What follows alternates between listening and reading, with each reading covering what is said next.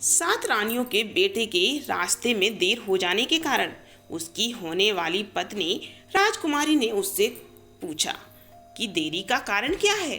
उस लड़के ने सफेद रानी के द्वारा जो पत्र दिया गया था वह पत्र राजकुमारी को दे दिया। उसकी नीयत को वह समझ गई, इसीलिए उसने फिर पहले की तरह पत्र के शब्द बदलकर अपने पति को दे दिया। अब वह लड़का उस पत्र को लेकर उस कुरूप वृद्ध औरत के पास फिर से पहुंचा और उस औरत को पत्र देकर उसने कहा कि सफेद गाय मुझे दे दो, जिसके लिए उसकी मां मना ना कर सकी। पर उसने कहा कि तुम उसको पाओगे कैसे? जिस गाय की तुम मांग कर रहे हो उसकी रक्षा के लिए 18,000 दैत्यों को लगाया गया है और वह हमेशा उस गाय रूपी बहुमूल्य खजाने की रखवाली करते हैं। इसके बाद वह अपनी बेटी की मूर्खता पर बहुत अधिक क्रोधित हुई। फिर उस लड़के ने बड़ी बहादुरी के साथ वह सब किया जो उसको करने के लिए कहा गया था। उसने लंबी यात्रा की और काफी समय के बाद उस जोगी के सफेद गाय के पास और तालाब के पास पहुंच गया, जो गाय के दूध से भरा हुआ था, जिसकी रक्षा के लिए वहां पर 18,000 दैत्य जुटे हुए थे। वे सब वास्तव में बहुत अधिक खतरनाक और भयावह दिख रहे थे। फिर भी लड़के ने उत्साह को कम नहीं होने दिया।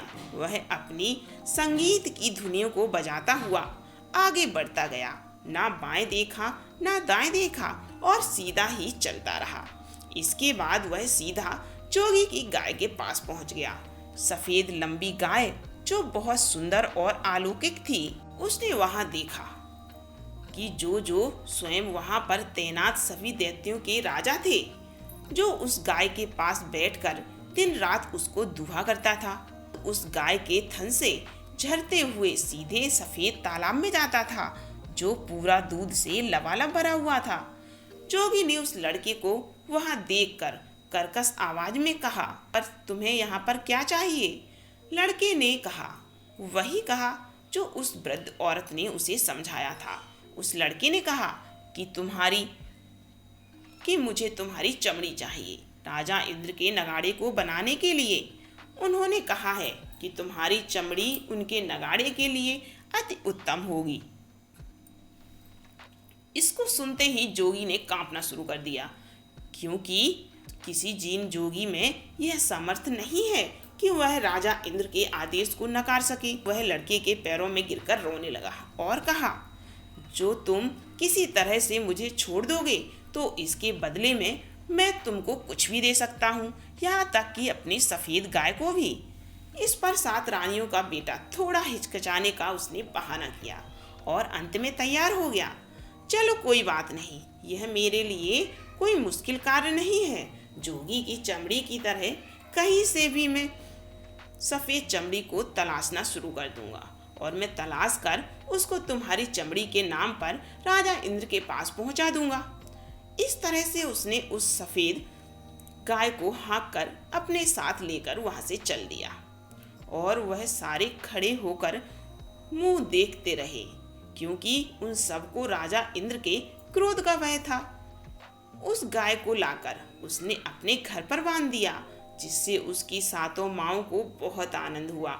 वह सब उससे सुबह से शाम तक उस गाय का दूध निकालती रहती और अपनी जरूरत के हिसाब से दही, घी, मक्खन आदि बना लेती और दूध को बाजार में बेचने के बजाय उससे मिठाइयाँ बनाकर बेचती थी, जिससे उन सब की काफ़ी अधिक आमदनी होने लगी और वह जल्दी ही धनी बन गए। यह सब आराम पूर्वक जीवन यापन को देख सातों माँओं के बेटे ने हल्के हृदय से राजकुमारी के साथ अपने विवाह के बारे में विचार किया। लेकिन जब वह उस सफेद हिरनी के महल के पास से गुजर रहा था, तो उसने स्वयं को उसके बुर्ज पर उड़ते हुए कबूतरों का शिकार करने से नहीं रोक पाया। ऐसा करते ही एक कबूतर उसका शिकार हो गया। सफेद रानी के महल के खिड़की के बाहर पहले की ही तरह लुढ़कते हुए गिर गया, जिसको देखने के लिए सफेद रानी ने अपनी खिड़की से बाहर झांका और उसकी निगाह फिर सातों रानी के बेटों पर गई, तो वह अंदर ही अंदर बहुत अधिक क्रोधित हुई और वह पहले से अधिक सफेद हो गई। क्रोध के साथ उसने थूका और उसने अपने पास उसे बुलाया और उससे पूछा कि वह वापस कैसे आ गया। जब उसने सुना कि उसकी माँ ने उस लड़के के साथ विनम्रता के साथ व्यवहार किया और उसके कार्य को सिद्ध करने में सहयोग किया, यह सब सुनकर वह अंदर ही अंदर कुढ़ती रही, लेकिन उसने अपने चेहरे से कुछ भी व्यक्त नहीं होने दिया। इसके बदले उसने बड़े प्रेम से मुस्कुराते हुए कहा, यह तो बहुत अच्छी बात है कि तुमने वह जोगी की सफेद गाय को प्राप्त कर लिया। इसके साथ उसने कहा कि यह कबूतर मुझको दे दो, इसके बदले मैं तुम्हें लाखों टन चावल एक रात में पैदा होने वाले चावल के बीज को पाने का रास्ता बताऊंगी। बेशक इसको सुनकर लड़का पहले से अधिक प्रसन्न हुआ। इस बात के साथ उसने उस कबूतर को उस सफेद रानी के हवाले कर दिया और इससे पहले जिस तरह रानी ने पत्र लिखकर दिया था उसी प्रकार से फिर एक पत्र लिख कर दिया, जिसमें लिखा था कि इस लड़के को मार डालो और कभी असफल मत होना और इसके खून को पानी की तरह से बहा दो।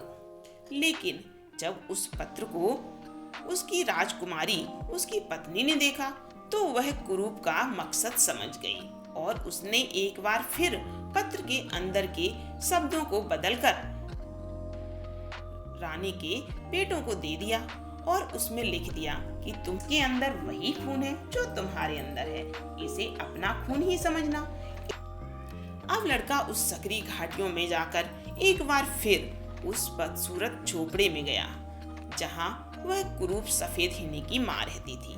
वह लड़का उसको पत्र देते हुए कहता है कि उसे लाखों टन चावल एक रात में पकने वाले चावल का बीज चाहिए। इसे सुनने के बाद उस औरत ने कहा, ये कैसे मांग सकता है इस प्रकार के चावल के बीज को जो केवल एक रात में लाखों पके चावल के रूप में बदल जाता है। उसको उसके ऊपर बहुत क्रोध आया और वह लगभग क्रोध से लाल हो गई, लेकिन अपनी बेटी के भय के कारण उस लड़के को कुछ नहीं बोला। उसने स्वयं के क्रोध को नियंत्रित कर लिया और उस लड़के से कहा, देखो ऐसे खेत को जिसकी रक्षा के लिए 18 लाख दैत्य लगे हैं। और उसने चेतावनी दी कि वहां कभी पीछे मत देखना, सीधा आगे ही चलते जाना और उस खेत के मध्य में पहुंचकर सबसे लंबे फसल के पौधे को तोड़ लेना। इस तरह से 7 रानियों का बेटा वहां से चल पड़ा और जल्दी ही उस खेत के पास पहुंच गया जिसकी रक्षा के लिए 18 लाख दैत्य लगे थे और वहां पर वह लाखों टन चावल एक रात में तैयार करने वाला चावल का पेड़ खेत में सबसे मध्य में उगा था। वह बहादुरी के साथ आगे ही बढ़ता चला गया, ना दाएं देखा ना बाएं देखा। और वह जब खेत के मध्य में पहुंचा तो उसने खेत के मध्य में सबसे लंबी फसल के पेड़ को वहां से उखाड़ लिया। लेकिन जब वह उसे लेकर अपने घर की तरफ चला तो उसके पीछे से हजारों आवाजें एक साथ अकेंद्रित आने लगी, रोते हुए उसके तरफ झुकती हुई और यह कहते हुए, कृपया मुझे भी तोड़ लो, ओह कृपया मुझे भी तोड़ लो। जैसे ही उसने पीछे मुड़कर देखा, इसके साथ ही उसका सुंदर शरीर थोड़ी ही देर में राख के ढेर में परिवर्तित हो गया और इसके अतिरिक्त वहां और कुछ भी ना था। आगे की कहानी सुनने के लिए चैनल को सब्सक्राइब करें और वीडियो को लाइक करें।